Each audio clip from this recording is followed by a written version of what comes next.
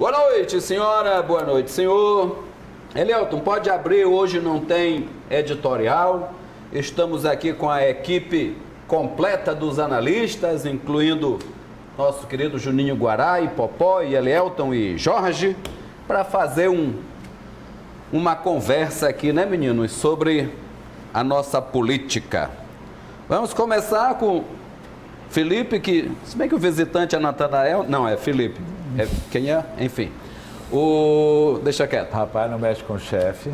Hoje eu queria começar o seguinte, eu estava vendo ainda há pouco um vídeo que está correndo. Ele está saliente assim porque ele é tricolor e vai pegar o moto. Não, moto nada. Ele está saliente porque ele é tricolor. Mas só para entender, eu não entendo nada No Maranhão eu torço para os times do Maranhão. O Fluminense vai pegar o moto ou o moto vai pegar o Fluminense? Eu queria que Vossa Excelência, que é o presidente do moto, explicasse esse enquadramento, entendeu? Esse acoplamento, porque é uma coisa acoplamento muito... não. Entendeu? É assim, ó, pelo que diz o regulamento, né? O mandante, né, no caso, é o Fluminense, né? Então, assim... Não, se o mandante é o Fluminense, se o jogo fosse lá no Rio. Não, ele joga com a vantagem, inclusive, né? E por que é aqui? É por causa de ranking e tal, então, assim, ficou aqui. Então, tanto é que o Fluminense joga pelo empate. Então, assim... Acho que você até lembra, acho que o Fluminense vai encarar o moto, né? Então melhorou. Eu acho que assim, encarar é ficar diferente. Melhor. Acho que o moto vai ganhar uma grana, viu? Eu acho estranhíssimo certos termos aplicados, entendeu? Isso me lembra muito, não sei porquê, fazendo essa análise do ano, uma figura muito interessante que entrou nas nossas vidas, né? Aí a gente diz que a gente entrou nas nossas vidas, que é o presidente Bolsonaro, que tem que, né, e indiscutivelmente, a Time errou. Não era a Greta o homem do ano, né, a menina do ano, seja que... Pirralha. A pirralha. Falar nisso, eu queria dizer que eu quero que o presidente me chame ano que vem de pirralho, porque eu tenho o sonho de ir para a capa da Time, entendeu? Não precisa ser o homem do ano. Eu só quero estar na capa da Time. Ou se eles me darem um espaço para eu escrever um artigo. Mas o que eu quero dizer é o seguinte, não existiu na história desse país uma figura mais folclórica, que eu tentei me lembrar aqui de Washington Luiz para cá, do que esse atual presidente. Gente, ele é uma Ganhou do Jânio Quadros. Não. Pensei no Jânio também. Mas esse ganha do... O Jânio era o primeiro do ranking, já foi desbancado, eu acho. Né? O Jânio era neurastêmico, né? Vamos dizer assim. Eu acho assim, a minha avaliação, né? Eu vou fazer um pouco mais técnico, né? Não tão técnico como o Alexandre Frota, né? Deixa a técnica para o Alexandre Frota. Mas vamos ser passionais. O presidente Bolsonaro está caminhando, né, em um ano, né, se consolidou como um desgaste internacional muito grande. De desgastes comparados, né, a Saddam Hussein, por exemplo, aquele pessoal lá que os Estados Unidos caçou, da Al-Qaeda, o nome dele, o Osama Bin Laden. Bin Laden. Afeganistão. Justamente assim, pelo que ele ofende, né, os menos favorecidos, as minorias, né? Ele parte para si mesmo para atropelar. E no mundo hoje, que está cada vez mais globalizado, né, e esse respeito, né, deve ser um objetivo mesmo social. Então ele, né, ao mesmo tempo que ele fala essas coisas aí, então assim, ele está um desgaste muito forte, muito além de uma má gestão. Que eu até acho, na minha avaliação, que economicamente ele está até, né, melhorando os índices paulatinamente. Mas esse desgaste que ele faz, acaba cobrindo tudo isso, ele caminha para um negócio assim irreversível, Geraldo. Eu queria perguntar uma coisa para vocês nessa análise aqui, vamos dizer, do ano, né? Essa análise final dos analistas, né? Fica até cacófago isso aqui. Vocês acreditam, né? E aí é uma pergunta de marqueteiro. Vocês acreditariam que tudo isso é devidamente planejado? Todas essas loucuras que ele faz, todas essas burradas que a gente acha que ele faz, vocês teriam a capacidade de acreditar que isso é uma coisa trabalhada profissionalmente? Bom, Felipe, eu vou te dizer, baseado, né, que a gente acaba tendo amigo dos dois lados, né? E eu acabo escutando também, né? A gente não sou muito de entrar mais em debate. Tu tem amigo bolsominion? Vários, pô. Muitos. Eu tenho muitos. Nossa Senhora.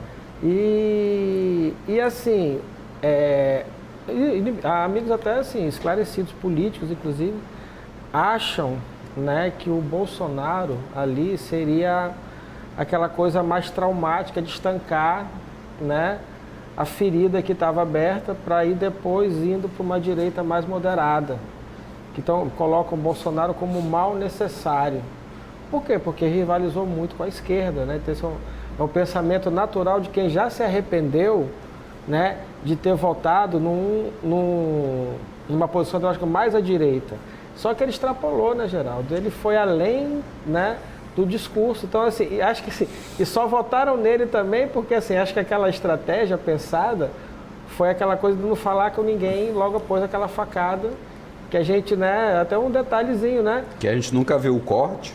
Eu vejo, né, o filho lá do Bolsonaro, todos três, né, os dois, né, porque o Flávio lá até mais moderado um pouco, né, qualquer coisinha... Mas ele é mais come quieto, eu acho. Ele é moderado, com 36 apartamentos, sem poder explicar de onde é que vem o dinheiro.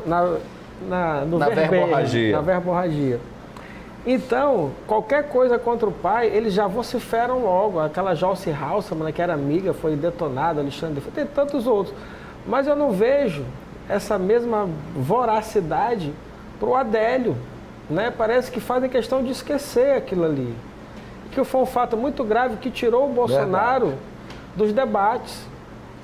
Porque se a gente sabe como o presidente hoje ele é dessa forma, agindo dessa forma, falando a tudo aquilo que pensa e acredita, imagine nos debates. Então, assim, ali se conheceria a verdadeira personalidade do presidente. Mas vamos deixar então, eu acho uma sim, coisa muito difícil a gente entender, com tantos jornalistas internacionais e nacionais também, pessoas sérias, porque o jornalismo tem muita gente séria, que ele não tenha levado a facada. Porque aí nós estamos envolvendo médicos de renome internacional que estavam lá atendendo ele, jornalistas de renome nacional e internacional cobrindo e tudo mais.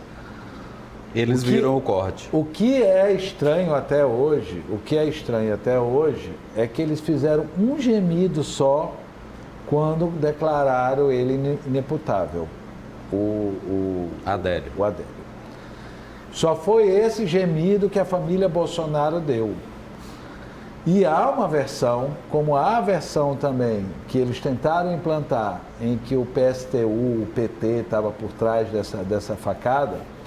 Há uma versão, né, que vem dos meios, né, dos bastidores da Polícia Federal, inclusive, né, que foi tentado ser vendido e a imprensa recuou, ficou com medo porque não queriam assumir, em que diziam o seguinte, que o Adélio foi contratado pelos próprios Bolsonaros. Isso é uma loucura. Mas acho que a gente não vai chegar a lugar nenhum. Tem uma informação que diz que o Adélio fez curso de tiro no mesmo clube de tiro que eu vi isso aí. Mas eu não consegui achar um site confiável para comprovar também essa história. Porque no mundo de fake news, né, Geraldo? Todo mundo sai atirando para tudo quanto é lado. Mas o estranho é, Felipe, aí eu sei que a estratégia do Bolsonaro calou, foi eleito, né? Até porque é o sentimento dali do movimento de anti-esquerda que se tornou no país, a demonização da esquerda. Que a esquerda adorou. Né? Diga-se de passagem, hoje está provado com essa redoma que se fechou entre Bolsonaro e Lula, que a esquerda adorou o favor que o Bolsonaro fez em manter o Lula vivo. Não, mas aí tem essa cacetada de ministro aí. E eu já acho que a melhor coisa que o Bolsonaro fez para ele mesmo foi o Lula estar sido solto. Né? Porque assim, não há mais esse engajamento todo, a gente tem que jogar a realidade. Né? Não 29% né? É um índice muito perigoso. Pois é. Então, assim, eu acho que aquela coisa vai para o debate agora ideológico. Então, e é esse debate ideológico, são essas questões desse maluco que está lá no manicômio, que levaram toda a imprensa, levaram até o nosso primeiro bloco bem aqui, e ninguém lembrou dos ministros que estão aí, do Weintraub, que levou uma enquadrada excepcional ontem do deputado Alexandre Molon, falando sobre as universidades, falou 8 minutos e meio com argumentos que ele não deu um pio até, e nem tinha o que responder do desmonte das universidades, a censura da mulher da Ancine, que censurou o filme brasileiro que foi indicado ao Oscar, desse ministro do Meio Ambiente, que é um dos causadores disso que vocês falaram no começo dessa fala aqui, que está fazendo o Brasil perder um monte de dinheiro, da ministra da Agricultura, que aprovou mais de 50 produtos, esse que acabou de ser banido na Argentina, esse que foi aprovado agora, que é um dos piores. O produto não vai ser exportado. Exatamente. A carne que está sendo vendida para a China, enquanto se desmata para plantar capim, aqui para nós o preço vai lá para cima, enquanto a gente vende carne para a China. Então tudo isso aí fica abafado enquanto a gente fica tratando de conspiração, claro, de maluco para Bolsonaro, né? Que é profissional, toda essa loucura Geraldo, desse presidente da República. Ali, né? Cara, todos esses aí a gente sabe, né, e acompanha, são os faz-tudo do presidente. Exato, e estão fazendo. Estão enfiando areia no olho da gente. Enquanto isso, a gente está falando de maluco. O pessoal tirando a Marina, que bateu o pé pro Lula. Quem foi o ministro do Lula que bateu o pé e não concordou em obedecer fielmente o Lula? Todos eram leais e fiéis e acabaram com o país financeiramente. É porque cada um tinha o seu condado, o seu ducado, o seu viscondado. Voltando para mim, para a pergunta, para o tema do Felipe, a estratégia está bem aí, Geraldo, né? Desvia o foco, né? Obrigado da por arma, responder. né? Pois e do é. ódio total da população contra o presidente, setoriza. Olha aqui, ó, quem meteu a pauta aqui do bloco. Né? Bom, e acabou o bloco, a gente faz o intervalo e volta já falando aqui do nosso estado. Voltamos com os analistas fazendo uma análise dos principais assuntos políticos. E aqui no Maranhão, gente, o que nós poderíamos destacar? É a reforma bala da Previdência, feita lá na Assembleia. É o Natal das Renas, lá na Pedro II. Natanael, o que você traria à tona para a gente relembrar? Eu acho aí que o mais importante nisso tudo, né, é a corrida para 2022. Uma corrida velada ali entre o vice-governador Carlos Brandão, né, e o senador Everton Rocha. Então, assim, essa corrida ali passa por 2020, né? Tu acha que mal a gente não completou nem a metade do mandato, o destaque já é a campanha da próxima eleição? Mandato. Não é a metade do mandato, é o último mandato.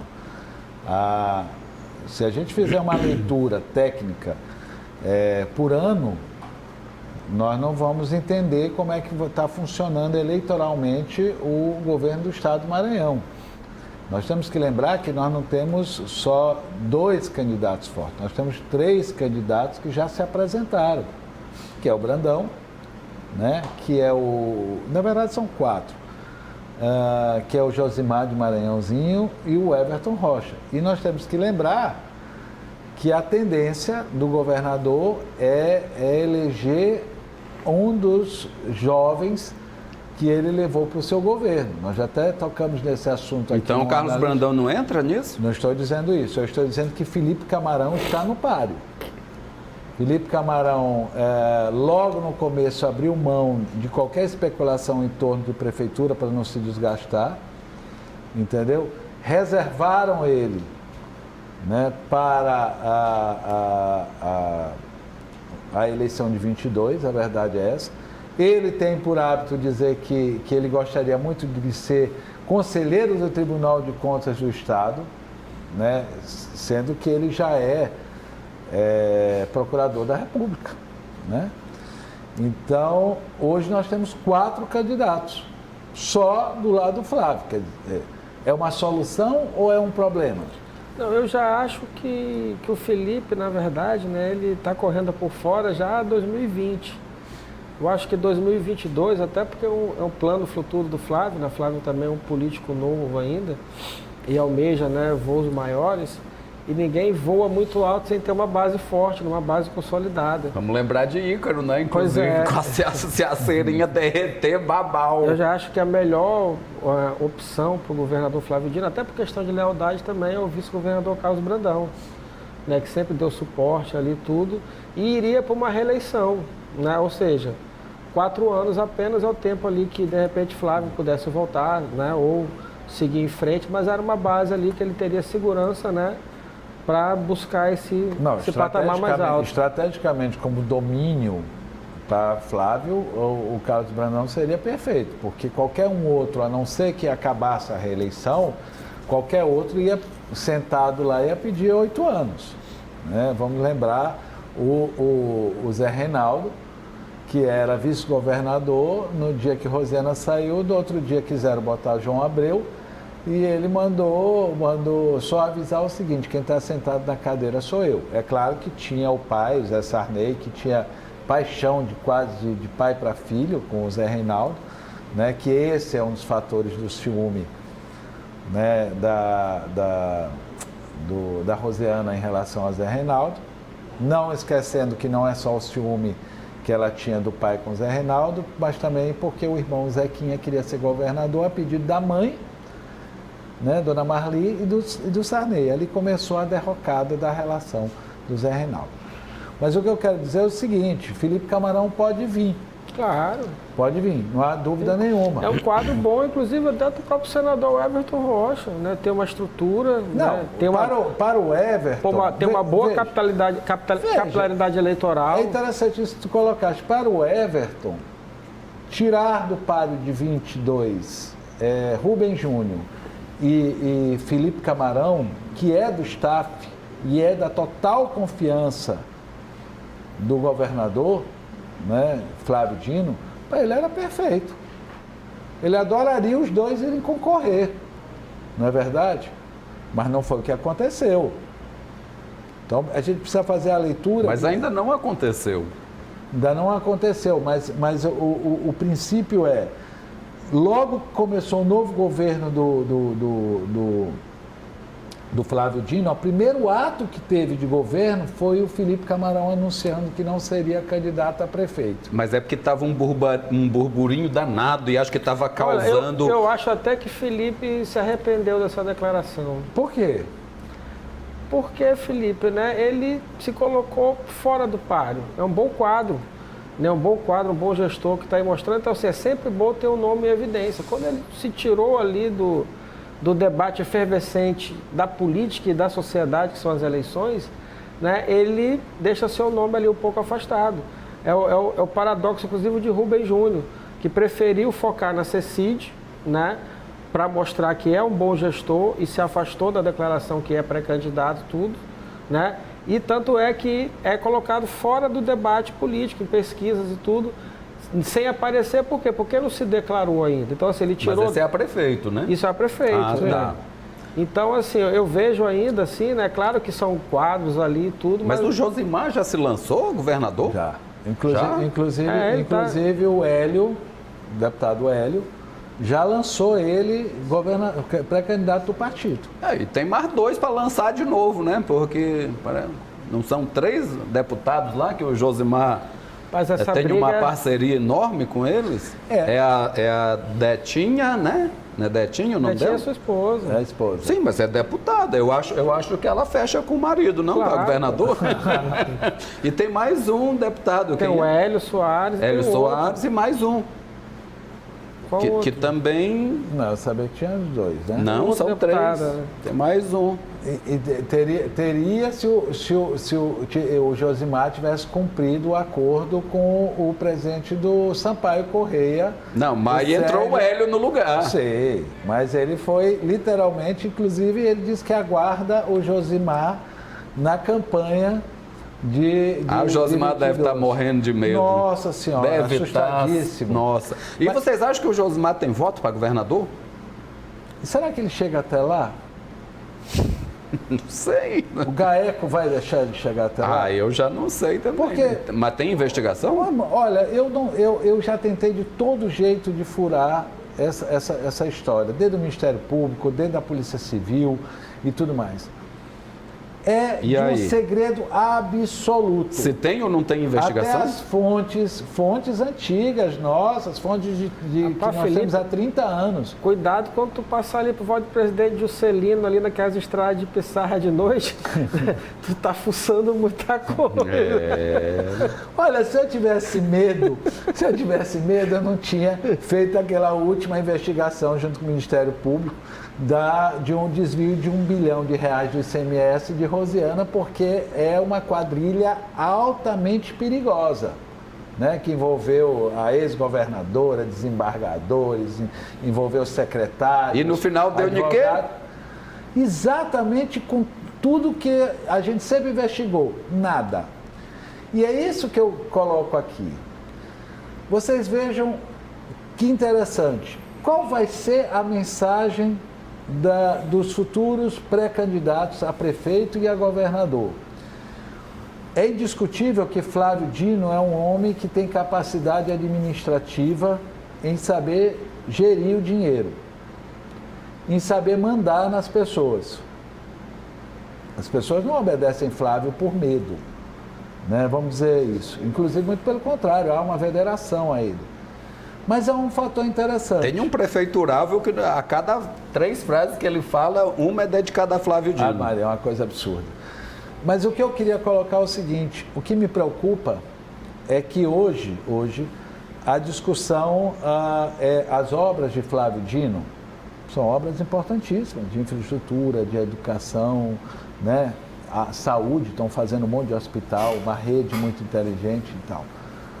Mas eu pergunto o seguinte: a pobreza no Maranhão não teria que ter sido a prioridade de qualquer governante? E era, né? Na história do CMS, do ICM, Não, o IDH. do IDH lá eram 30. O IDH não funciona. Olha, Exatamente. Vai levar muitos anos até que se perceba. Eu lembro aqui o auditor, essa semana, anteontem, da CGU, nos dizendo o seguinte: que de cada, no governo do Zé Reinaldo, eu me recordo bem disso, porque nós começamos a questão do IDH, esse projeto começa exatamente no governo do Zé Reinaldo, de discutir o IDH e usar como projeto. De cada 100 municípios dos 100 municípios mais pobres do Maranhão, o Maranhão tinha 39. Uhum. Hoje se traz um dado que tem quase 70 dos mais pobres. Algo de muito estranho acontece nesse estado. Ou seja, é somente um problema de renda. E esse vai ser o discurso dos pré-candidatos, porque já são pré-candidatos. De 22, já são pré-candidatos. Bom, e assim encerramos o segundo bloco. E eu espero que os nossos deputados maranhenses lá no Congresso não permitam a privatização da água. Eu já falei várias vezes aqui que lá na Europa fizeram isso em várias prefeituras e estão desfazendo. Lá eles privatizaram, estão desprivatizando, estão reestatizando. E aqui o nosso Congresso Nacional está lá todo mundo doido para privatizar a água e o saneamento. Vamos lutar. Já tem negócio fechado, Geraldo. Pois é, mas a gente não pode calar a boca. A gente volta já já. Voltamos com os analistas, hoje fazendo um retorno aos temas que rolaram o ano. Então, amigos, quando nós voltarmos na próxima temporada dos analistas, já vai ser o ano de eleição, 2020, e nós temos pelo menos uns 15 candidatos a prefeito, não é não, Natanael? Aqui? Vários, né? E, Natanael, vamos fazer uma coisa, para a gente não ter que entrevistar cada dia vamos logo fazer uma mesa grande aqui e botar todo mundo em bloco junto e dizer assim, ó, se virem aí, olha, ele não quer nem saber quem é a mãe de quem dessa história, porque, meu amigo, eu acho que São Luís, eu vou falar só de São Luís, né? Nós temos que cobrir um monte de coisa, Imperatriz, Caxias, São José de Ribamar, vai ser uma guerra de louco, né?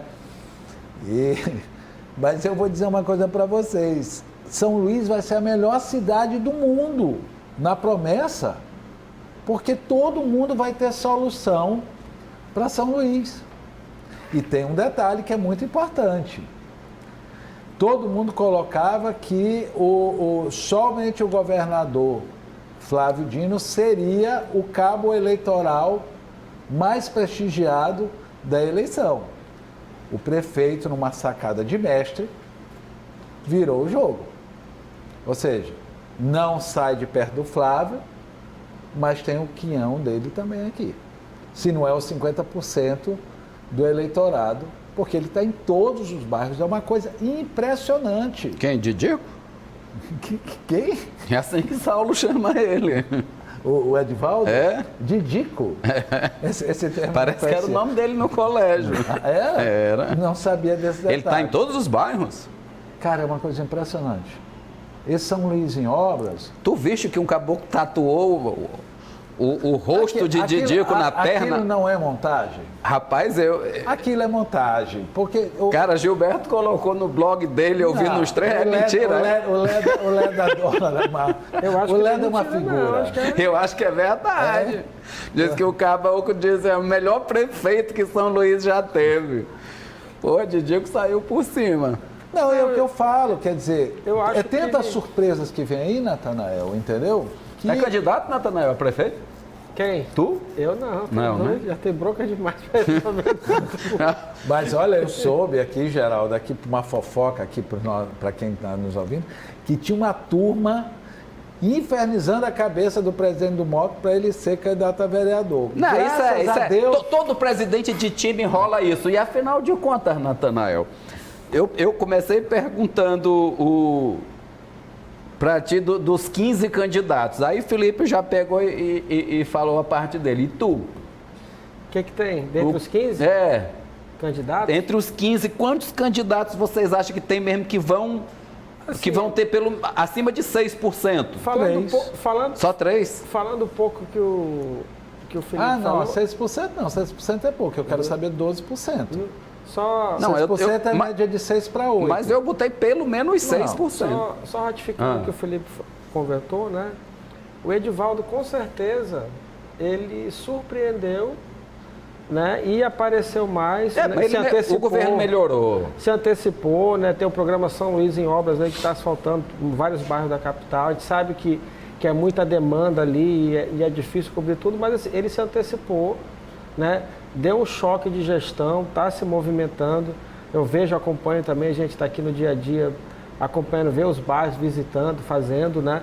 E, né, passou a ser um cacife eleitoral decisivo para a próxima eleição, juntamente com o governador. Acho que a análise do Felipe está correta. E vocês acham que isso fortalece o Osmar Filho? Acho que o Osmar Filho que é o candidato dele, que é... Não há dúvida nenhuma, até porque eu quero lembrar uma coisa. O candidato que agora se apresentar decolando, entendeu? Vai ter que se manter no ar.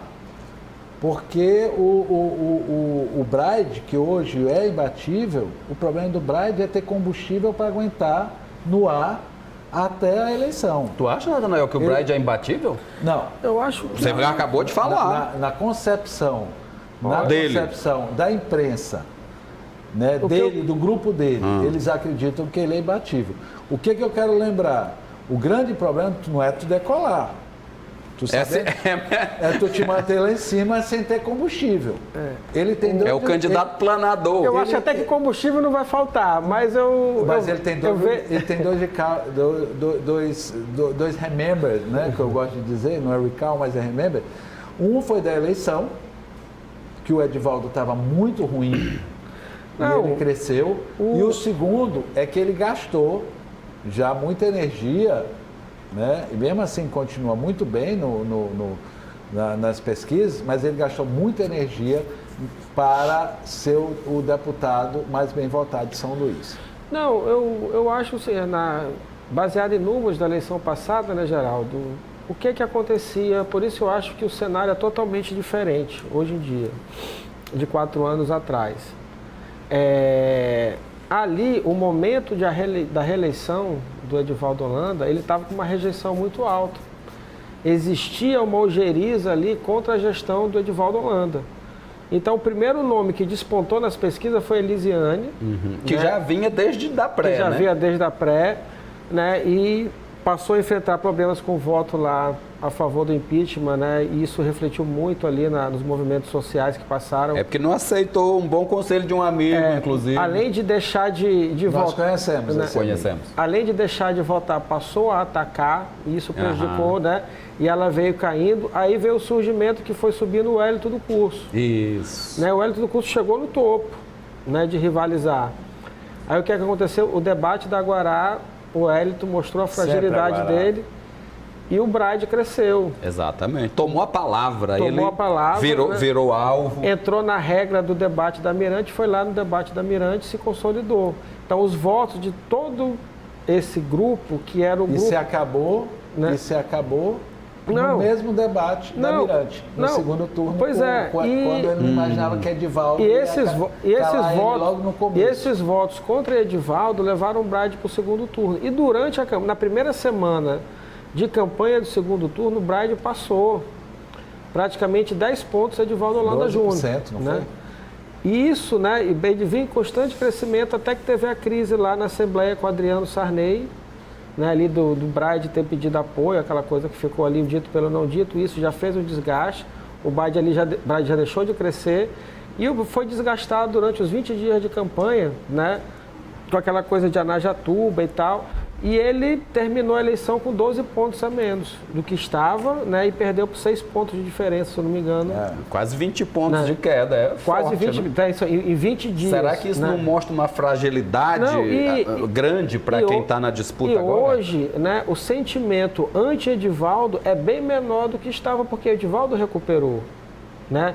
E isso vai ser um papel decisivo. Rapaz, isso, por incrível que pareça, saiu das ruas.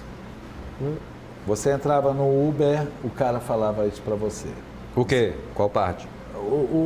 A rejeição ao governo. O Edivaldo. Você ia conversar com o trabalhador, você ia conversar... Vocês sabem que eu gosto muito de trabalhar esses meios de consulta e tal. Não existe mais isso.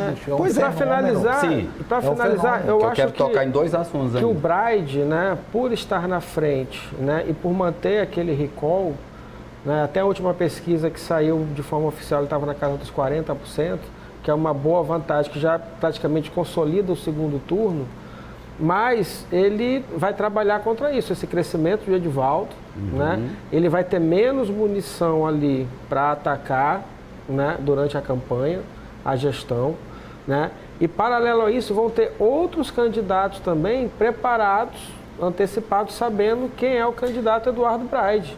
É exatamente sobre... Eu acho que era isso que eu queria tocar no assunto. Dos três deputados candidatos que querem porque querem ser candidatos, não importa se tem ou não tem base, que acho que é o sonho da vida, que é o doutor Iglesio, o Duarte Júnior e o Wellington, que pelo menos já tem um histórico, foi candidato. Amigo, todos três precisam da eleição para garantir 22. Você acha que é isso? Todos precisam de trampolim. Se não for isso, não se reelegem. É isso que você está falando, Felipe? Concorda, Natanael? Não, eu acho que o Duarte está surfando, né, na eleição... Na prancha do PROCON ainda. Não, de deputado. Sim. Que ele saiu bem votado na capital, ele é atuante nas redes sociais, né? O Flávio não vai estar... Não vai estar lá no governo, talvez, na eleição de 22. Mesmo ele atropelando algumas coisas, ele causando essas discussões na Assembleia, ele mantém seu nome em evidência ali para o público dele, que ele gosta. Tanto é que ele não oscila nem para mais nem para menos, ele se mantém ali, né, no mesmo patamar que começou, que é o recall da eleição de deputado de São Luís. Né, tem o Neto Evangelista, que tem um potencial de crescimento muito grande. Foi vice de Castelo, se não me engano. Isso, bem jovem. Bem jovem, né? Foi secretário algumas vezes, deputado, né? Já não tem mais aquela cara de gestor novo, né? Já deixou de ser uma aposta. E ele é um político maduro hoje em dia. Lembra no dia que ele esteve aqui? Eu não sei qual de vocês dois era tu, né? Ele se mostrou muito maduro politicamente. E também tem o Osmar. O Osmar está se mostrando uma jovem liderança, né? Presidente da Câmara, moralizou alguns processos, fez concurso, tem se movimentado, né? E tem o apoio do Edivaldo, que se tornou um bom cacife eleitoral. Então, eu acho que o jogo, muito está definido, não. Eu acho que ainda não está definido. Né? Eu acho que tem muita coisa para rolar. Mas mesmo assim, se precisam de 4 a 6 candidatos muito bem trabalhados. Para levar para o segundo turno, é isso? E o Rubem Júnior, ninguém falou no Rubem Júnior, que parece ser o candidato do governador, que é do partido do governador, que veio aqui para ser gestor. Não esconde isso. A minha análise do Rubem Júnior é aquela pesquisa que teve, né? Ficou péssimo para ele, né? Não, a pesquisa que mostra que o candidato do governador tem 52% de possibilidade de ser eleito. E eu acho que o Rubem Júnior está fazendo o jogo certo. Ele está focando na secretaria, mostrando que é gestor, não está falando de política ainda, de campanha, ele sempre desconversa ali, apesar de que, claro, quer ter o seu nome ali em voga ali.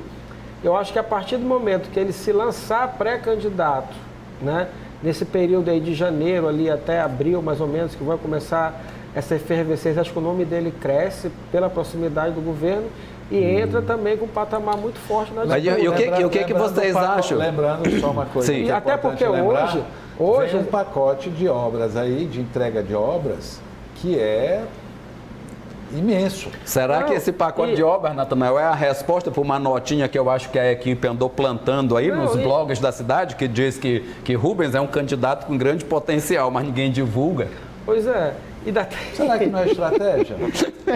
Quem será que plantou a notinha? Maldade aquela. Ainda tem, Geraldo, uma outra coisa, né? O Rubem Júnior, né, tem a militância do PCdoB. Pois é. Porque muito se falava da militância do PDT, mas há de se reconhecer também que a militância do PCdoB cresceu forte, cresceu organizada até no comando de Márcio Gerri ali, que tem o partido ali, né, unido e focado. Então, assim, hoje eu acho, a minha visão de jornalista de fora, eu acho que a militância do PCdoB é bem maior e bem mais atuante que a do PDT. Então, assim, eu acho que o Rubem Júnior vem com grandes possibilidades. Não tem nada decidido, né? Apesar que eu observo por estar sempre ali cercando, sempre vendo os processos e conversando com todos esses atores e dirigentes e tudo mais, que o Márcio mostrou agora nesse episódio do Duarte, em que o Duarte já tentou ter o confronto, mostrou duas coisas. A primeira é que ele é que determina qual é o prazo. Ele já saiu do PCdoB, o Duarte? Não. Ainda não, né? Ele determinou que quem cria os prazos de discussão dentro do partido é o presidente Márcio Gerri, né? E a segunda coisa é que o partido é harmonizado. Ficou muito evidente disso. Vocês estão elogiando Márcio Gerri como liderança? Veja, não há como. Eu já fui dirigente partidário durante muito tempo. Então, mas ninguém te respeitava? Claro que sim. Então? Eu acho que não, assim, o que eu quero lhe falar é que é nessas horas que se comprova, né? Não é quando o dirigente, quando vai lá querer dizer que ele manda, não, é nas crises.